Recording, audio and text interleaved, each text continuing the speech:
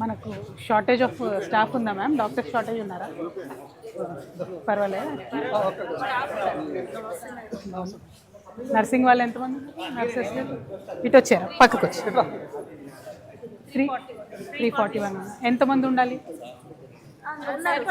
సరిపడా ఉన్నారా? నర్సెస్కి అయితే ఇబ్బంది లేదు. Okay okay. డాక్టర్స్ బాగానే ఉన్నారు. ఎంతమంది ఉండాలి మ్యామ్ మామూలుగా? అవునా? అచ్చా.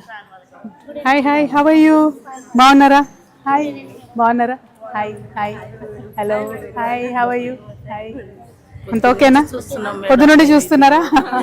హాయ్, అందుకే వచ్చా, మీకోసమే వచ్చా. చేసిన వాళ్ళం మేము. అవును అవును అవును. 600 నుంచి ఇప్పుడు మొన్న వచ్చిన వాళ్ళు కాదు మేడం మేము. 600 నుంచి ఇప్పుడు 1600కి వస్తే ఎవరు తింటున్నారు, ఎవరు చేస్తున్నారు? 11,000 కూడా సరిగా రావట్లేదు. అవును. మా గురించి అయితే ఆలోచించాలి, మీరు ఎవరి గురించి కాదు. తప్పకుండా. చాలా బీదోళ్ళము, చాలా తక్కువ జీతంకి బతుకుతున్నాం. తప్పకుండా అందరి గురించి అడుగుతాను, మీది కూడా ప్రత్యేకంగా అడుగుతాను.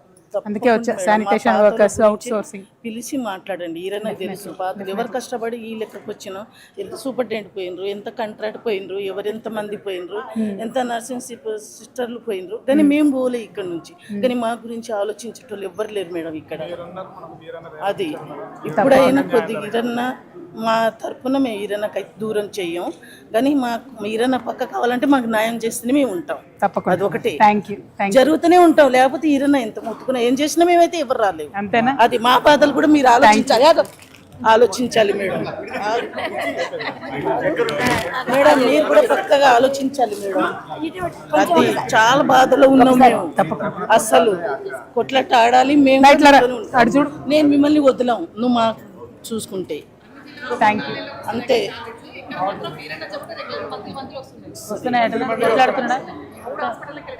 11,000కి ఎవరు బతుకుతారు మేడం? 11,000 కట్టే ఎవరు బతుకుతారు మేడం? ఫ్యామిలీ ఇల్లు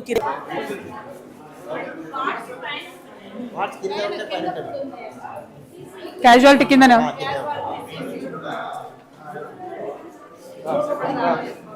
పోయినసారి కూడా చిన్న మాట్లాడి ఏంటి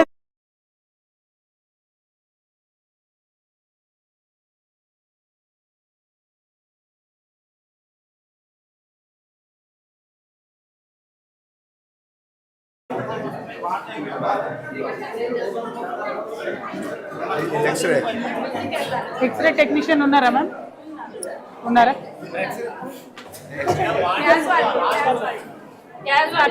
టెక్నీషియన్స్ దీంట్లో కూడా అంతే కదా? ఎంఆర్ఐలో కూడా అంతే ఉన్నట్టు. హాస్పిటల్ దాకా మొత్తం కట్టినప్పుడే